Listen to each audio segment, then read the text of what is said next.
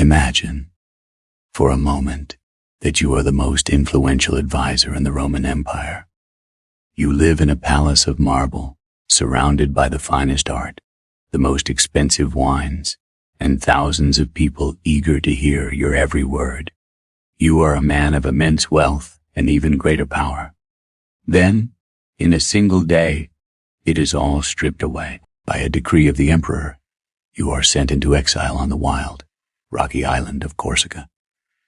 No palace, no servants, no influence.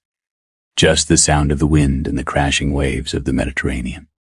This was the fate of Lucius Annaeus Seneca in the year 41 AB. To most people, this would be a death sentence of the soul. But for Seneca, it became a profound laboratory for the human spirit. His exile is perhaps the greatest historical lesson on how to find abundance when the world says you have nothing. It is a story for anyone who has ever felt exiled by a lost career, a failed relationship, or the crushing weight of financial struggle. When Seneca arrived on Corsica, he was surrounded by barren cliffs. It was a place of isolation and physical hardship. In his early letters to his mother, Helvia, he didn't hide the difficulty of his situation. But as the months turned into years, a transformation occurred. Seneca began to apply the principles of Stoicism to his own life with a desperate intensity. He realized that his suffering was not caused by the island, but by his attachment to the things he had lost. He wrote, "It is not the man who has too little, but the man who craves more, who is poor." The first lesson Seneca learned in exile was the power of perspective. He realized that while the emperor could take away his home and his status, he could not take away the universe. Seneca spent his nights gazing at the stars, realizing that the same sky hung over Corsica as it did over Rome. He argued that as long as a person has their mind intact and the beauty of nature to observe, they can never truly be in want. This is the inner sovereignty that no tyrant can touch. He taught us that we feel poor only because we compare our current reality to a ghost of the past. In the silence of the island, Seneca discovered that much of what he had in Rome was actually a burden. In the palace, he had to modularly a burden.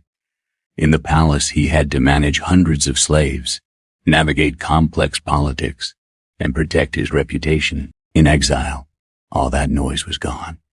He found a strange kind of freedom in his poverty. He discovered that the body needs very little, just basic food, water, and shelter. Everything else is an extra that we often pay for with our peace of mind. By stripping away the non-essential, he found the core of his resilience. Many of us today live in a state of constant anxiety about the future. We fear losing our jobs, our status, or our comforts. Seneca's exile proves that our fears are usually much worse than the reality they anticipate. He practiced what he called the premeditation of evils, imagining the worst case scenario, so that when it happens, it no longer has the power to shock you. He showed us that once you realize you can survive with nothing, you become truly invincible. You stop being a slave to fortune. One of the most moving documents from this time is his letter, Consolation to Helvia. In it, he doesn't ask for pity. Instead, he tries to heal his mother's grief by showing her that he is actually happy. He writes that a person's spirit is their true dwelling place. If the spirit is healthy, it can find joy anywhere. This is the ultimate act of taking back control. Seneca didn't wait for the emperor to call him back to Rome to be happy. He decided to be happy on a barren rock in the middle of the sea. Seneca was eventually recalled to Rome, but he returned as a different man. He had seen the bottom of the abyss and found that the ground was solid. Later in life, even when he regained his wealth, he lived with a sense of detachment. He would regularly spend days living like a poor man, eating simple bread and sleeping on a hard bed, just to remind himself that he didn't need his riches to be whole. He knew that wealth is not a matter of bank accounts, but a state of mind. If you are going through a period of exile right now, if you feel like you have lost everything or that you are trapped in a place you don't want to be, remember Seneca, your current situation is not your identity.